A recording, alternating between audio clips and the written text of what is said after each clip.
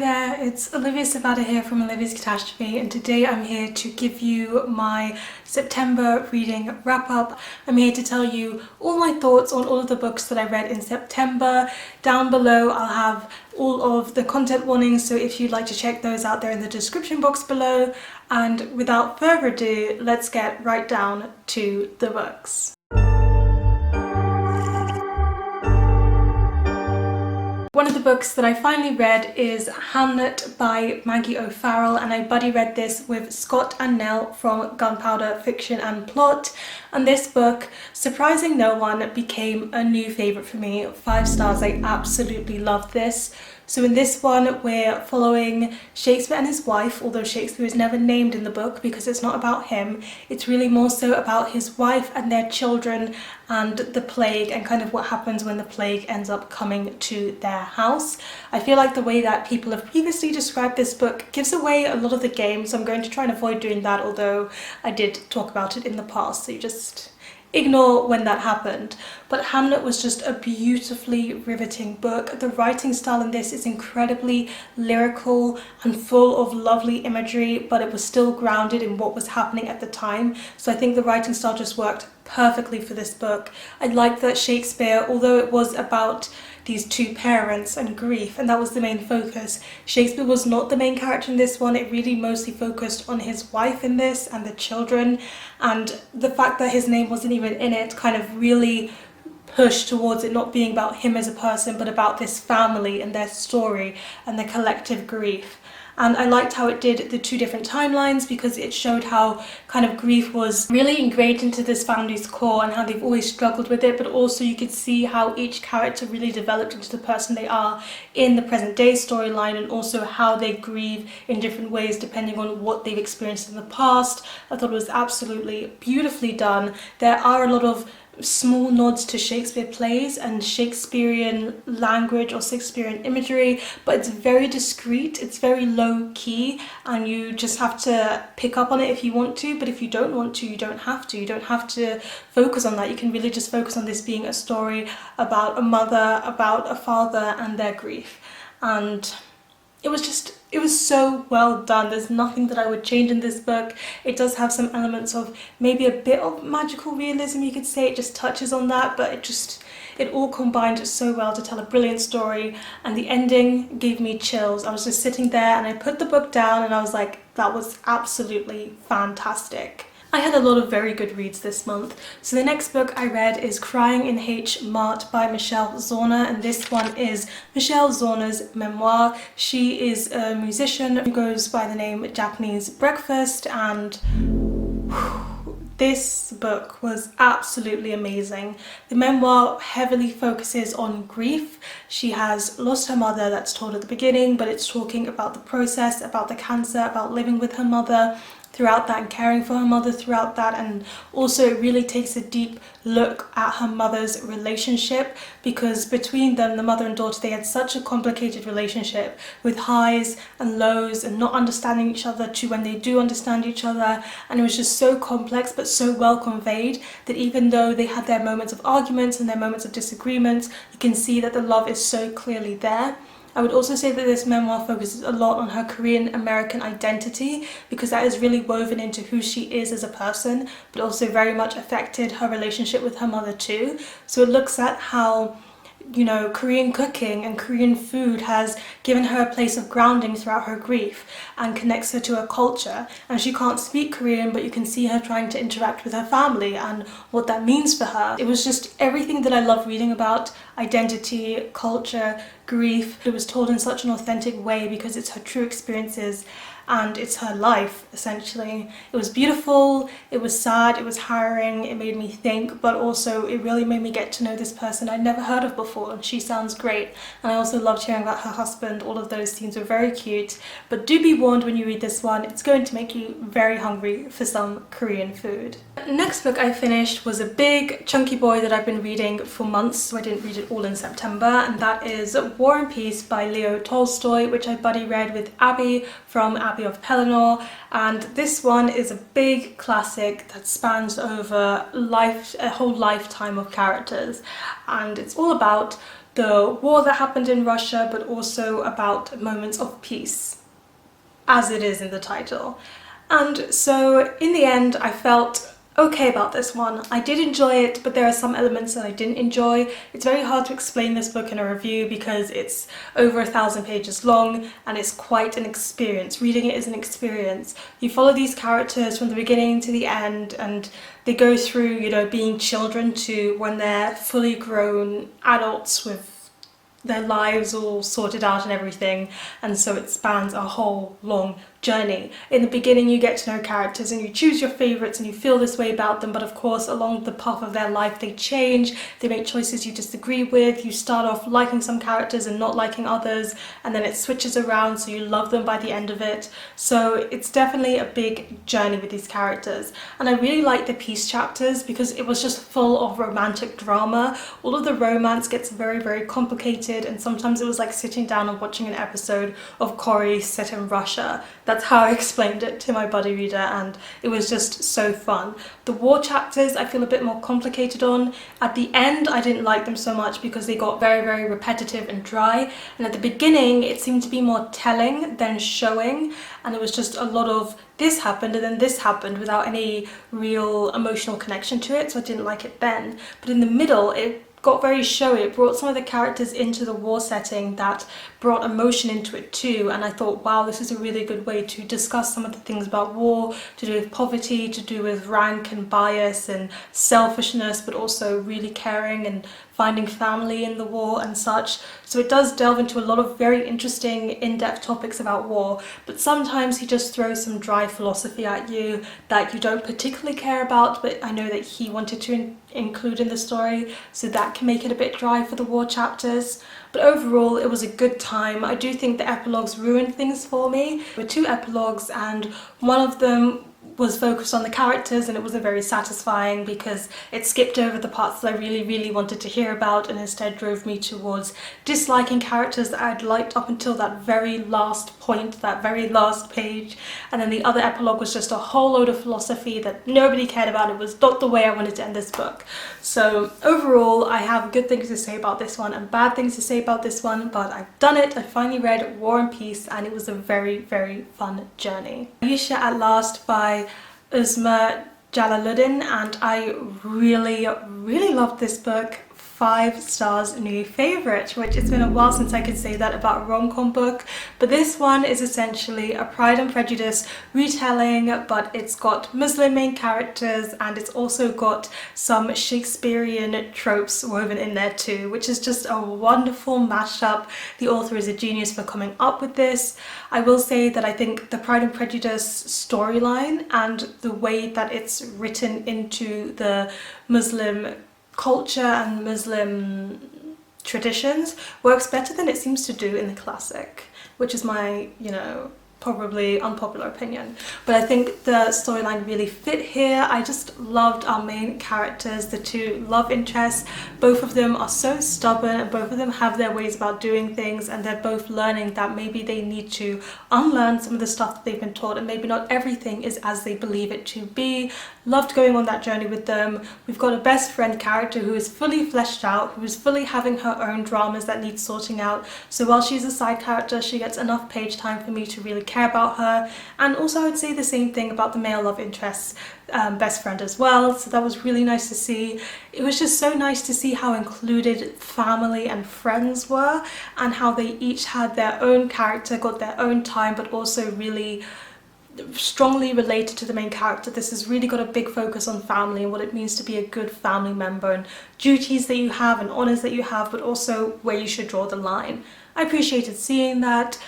Rom-coms are always very good in my book if they don't only have the romantic feels, but also manage to actually make me laugh. I think that's an element that misses out in a lot of rom-coms, but this one certainly had me smiling and giggling to myself at times, because our male love interest could be so ridiculous and so hilarious, but in a very unintentional way. All in all, I couldn't see where this one was going, even though it had retelling elements. I feel like it still brought enough unique things to the table that I didn't know where or when things were going to be resolved or exactly how. And by the end of it, I was just one ball of happiness. Really recommend this book. And then one night I stayed up until 1 a.m. reading this novella by May Sage, and it's exactly what you expect it to be with that title and with that cover. I read it simply because I saw that title and I was like, I have to read it, I have to know what it's about. It is a Christmas Carol inspired story, but it ditches the Christmas Carol retelling elements quite quickly at the beginning. I wanted more of those because I liked how it was woven in at the beginning, and then it quickly ditched them. Wasn't the biggest fan of the male love interest. He was horrible, he was mean, and I feel like he didn't change enough in his ways, and he was also very controlling of the girl. He was making choices for her that he shouldn't have made for her.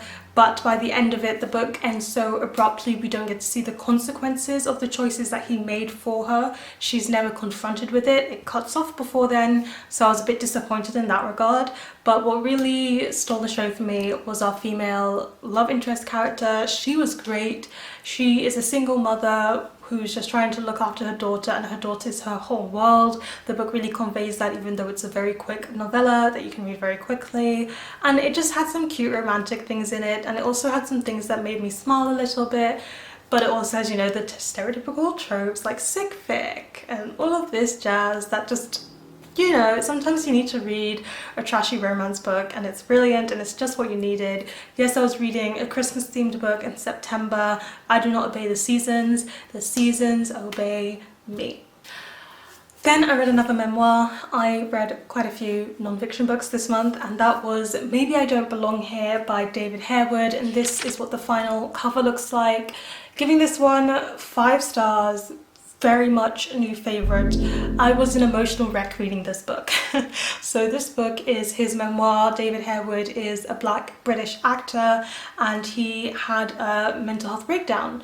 He experienced psychosis. So this book is looking at mental health, but specifically being black and British and dealing with mental health. It really looks at, you know, from the very beginning, him growing up and what it was like to experience racism as a toddler and be assaulted as a toddler simply for being black, to him becoming an actor, to his roles and his jobs and his success, but also how small things in his life continue to build up to him having this psychotic breakdown. And then what happened after that, and it was brilliant. It was very hard-hitting and emotional for me as a black British woman, because it really looks into black British identity and what it means to have this identity that feels split between two things, that feels split between your black heritage and whichever black heritage you have, whether that's Jamaican or some other country, and then also fitting into British culture, which is not made to cater for black people being part of the space. The racism that Britain really faces, or that I personally feel that Britain really faces, is a form of gaslighting, where they don't acknowledge that they have a racism problem, even though they very much do.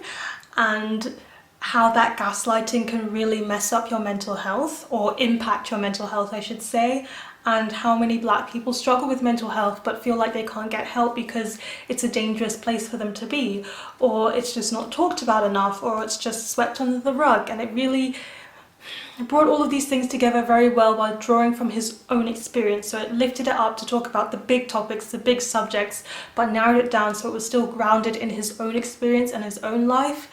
And seeing every moment from his downfalls and his hard times to the moments where he has had amazing success, I was feeling emotional.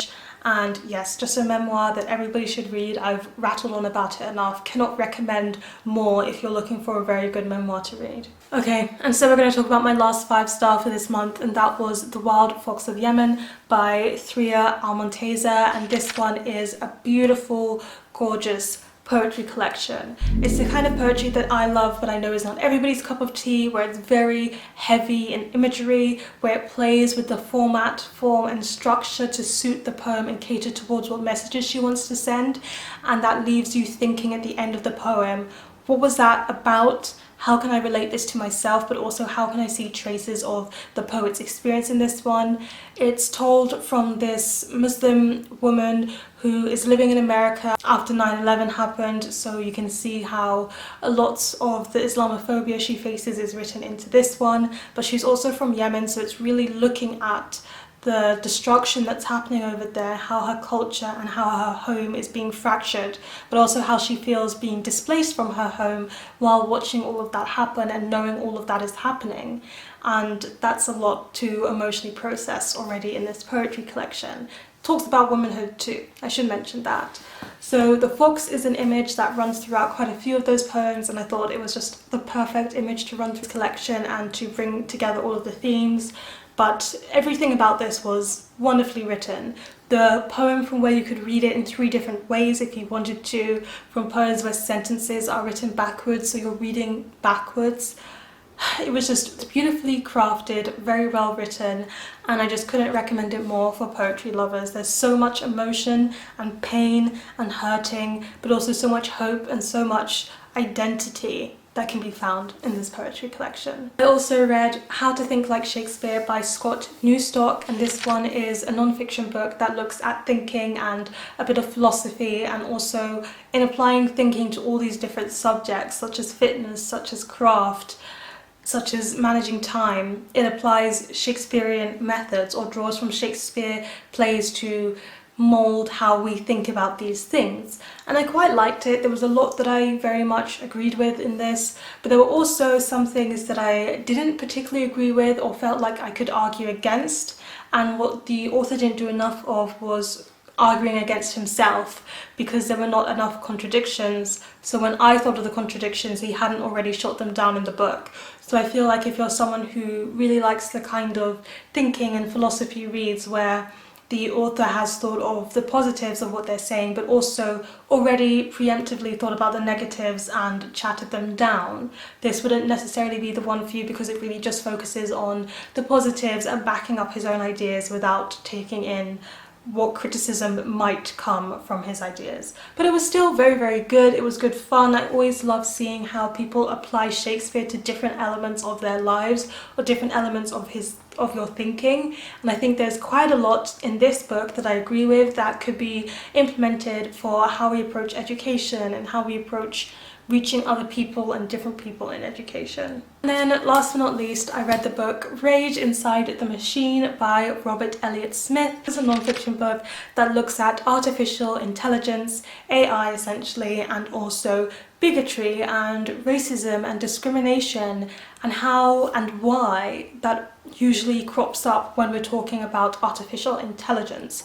Really, really appreciated and enjoyed reading this one. I read this for writing research because I am writing a Frankenstein retelling that involves artificial intelligence, so I thought it'd be good for me to read this book and learn a bit more about that subject. But in the end, this meant so much more to me because it really did explain itself incredibly well. For someone who is an English Lit and creative writing student who ditched physics at the very first moment that I possibly could, I could still understand and follow everything in this book. The author did such a good job of clearly and slowly explaining every single step of the process and building off the knowledge that he places in the beginning of the book to get to more complex ideas and concepts by the end of the book.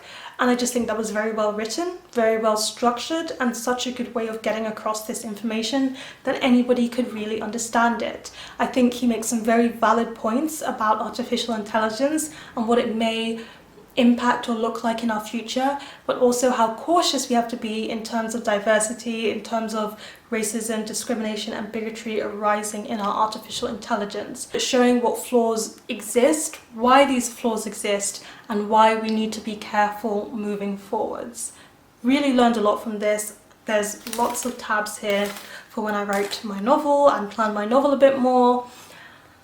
Such a useful read. I really recommend it for anyone who's interested in these topics. And that is it. Those are all the books that I read in September and my thoughts on them. Please let me know in the comment section down below what's a book that you've recently read and really, really enjoyed, or if you're planning or have read any of these, please let me know all about it in the comment section down below. Give this video a thumbs up if you enjoyed it, hit the subscribe button if you want to see more, and don't you forget to hit that notification bell to be updated every time I have a new video. And you know what they say, onwards and upwards. Excelsior!